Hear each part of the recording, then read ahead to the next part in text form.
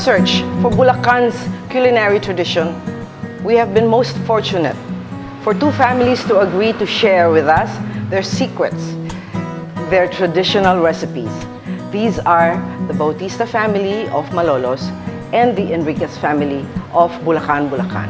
When one talks of Bulacan food, one name comes to mind, to our lips immediately, and that name is Milagros Santiago Enriquez, Tita Mila to most of us. I am here with Tita Mila's son, Vicente Bong Enriquez, who will regale us not only with historic lore, but also with the kitchen secrets and the kitchen richness. Magandang umaga, Cora. Malugod namin kayong tinatanggap dito sa tahanan ng mga Enriquez sa Bulacan, Bulacan. Ang mother ko, ang ina, ay nag-research tungkol sa pagkain ng ating bayan at ng ating lalawigan. At natutuwa kami dahil itong mga pagkain ito ay noong pang-unang panahon, marami siyang inalam, marami siyang nakausap ng mga taga rito, ng mga matatanda na nakapagturo sa kanya kung ano talaga ba ang pagkain ng Bulacan. Mahilig magluto, ibang klaseng pagluluto ang kanilang nalalaman. Natuto doon ang aking ina. I see. Kaya kung titingnan ninyo pati sa sistema ng kanilang pagluluto, wala pang measuring cups nung araw. So ang ginawa ng aking ina, ang Tita Mila, kung isang tawag sa kanya ay si Camila, nailagay niya sa isang libro. Ay, Ang pangalan ng libro ay Kasaysayan ng Kaluto ng Bayan. Ay, ipapakita niyo naman ba sa amin itong mga klase ng luto na ito, kahit ilan dito? Magpapakita kami ng ilan na luto kaluto ng aking ina. Maari kaya tayong magpunta ngayon sa inyong kusina, ang kusina ni Tita Mila. Kung kayo aanyayahan sa aming kusina, pati yung sistema ng pagluluto, ang gagamitin natin ay yung mga dating pagsistema, uling, kahoy. Alam nyo, sa totoo lang, iba ang lasa pagluto sa uling at kahoy ang pagkain. Kahit lang sa sinaing, iba na kaagad ang amoy, ang lasa nung kanin. Di ka, halika na, tignan natin. Halika kayo, halika, Nora.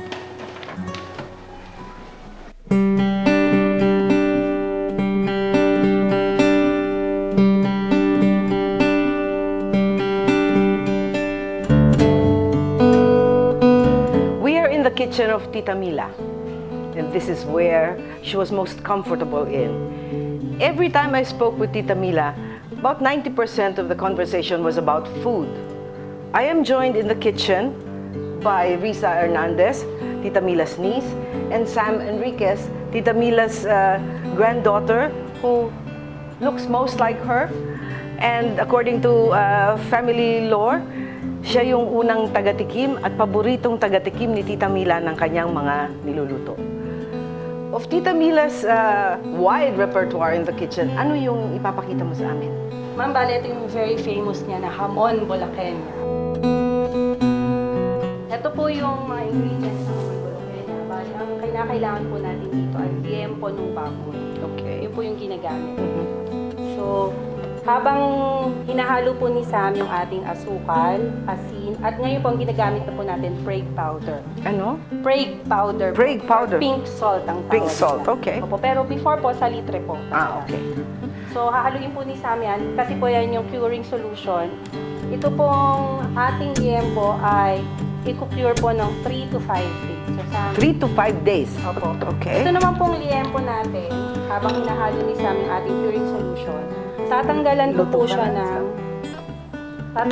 siya ng balat, Okay. at saka po ng buto. Okay. Magmi-mix ka na ba? Mix mo na yan sa sugar mo.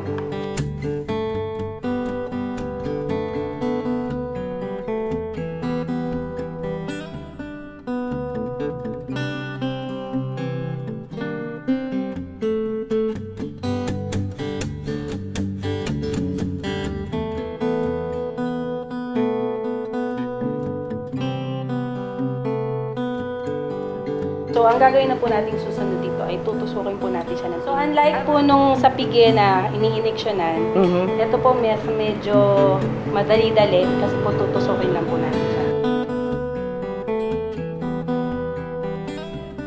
Pag na tusok na po natin yan lahat, ikakamas na po natin.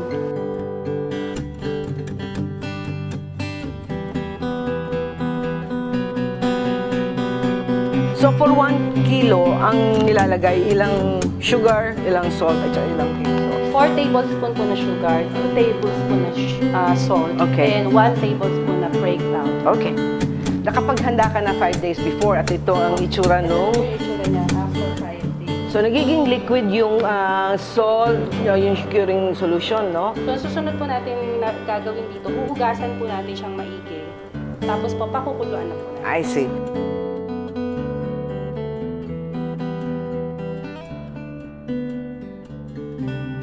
Dito po, ang parang pinaka-secret namin ay yung beer. I see. Pale Pilsen po.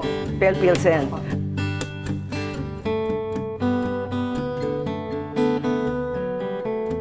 Meron ka na ring naiprepara na napakuluan na at napalambot na natin. Ito na yon. So, ayan na po. Ano ang gagawin natin dito ngayon? Po, lalagyan ni Sam sa ibabaw ng asukal. Kanina po, nagpainit na po tayo sa uling ng siyanseng bakal. Para po yan po yung gagamitin natin na pamaso dun sa hamon.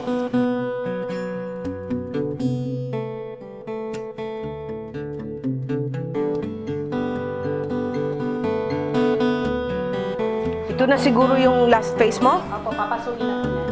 Para, Ooh! Para siya palang pina-flame. opo.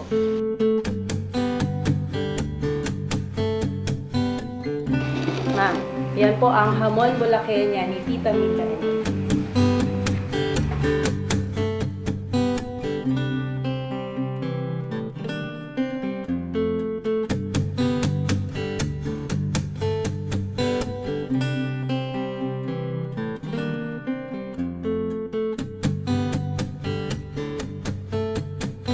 Ang susunod naman na ipapakita sa atin ay ang paggawa ng gurgurya. And Sam will do it for us. Bakit natutunan mo ito o bakit ito yung ginusto mong gawin? Kasi po si Lola, yan po ang madalas niyang ginagawa dito sa bahay. Every morning and every night. Parang naging hobby po niya. And then, pagka, halimbawa po, makikita niya kami and then tutulungan po namin siya. And then gagawa rin po kami. Para lang po parang bonding moment with Lola. Ay, how nice. Opo. Sa kitchen nga daw nangyayari ang bonding ng females of a family. Shall we start?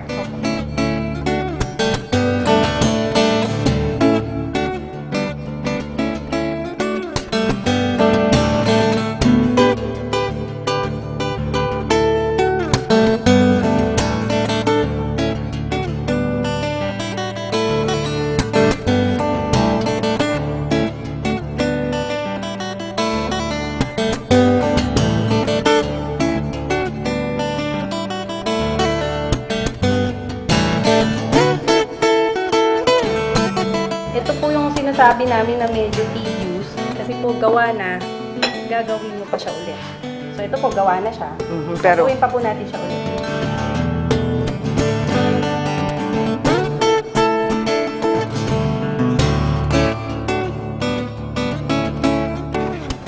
Ilalagay na po siya sa tinidor. Palalaparin lang po natin siya sa tinidor.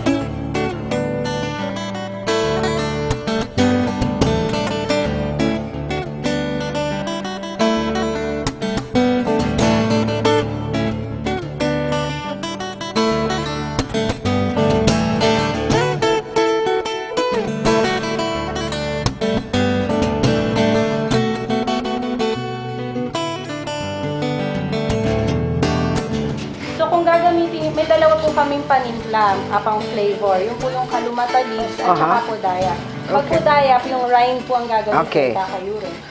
So pag kalumata po, ang una po natin ilalagay ay yung kalumata na kinuse.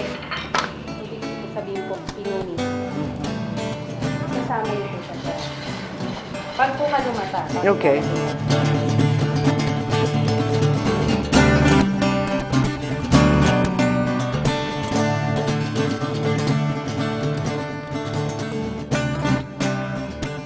Ma'am, ang gurgurya po ni Tita Mila and Nick.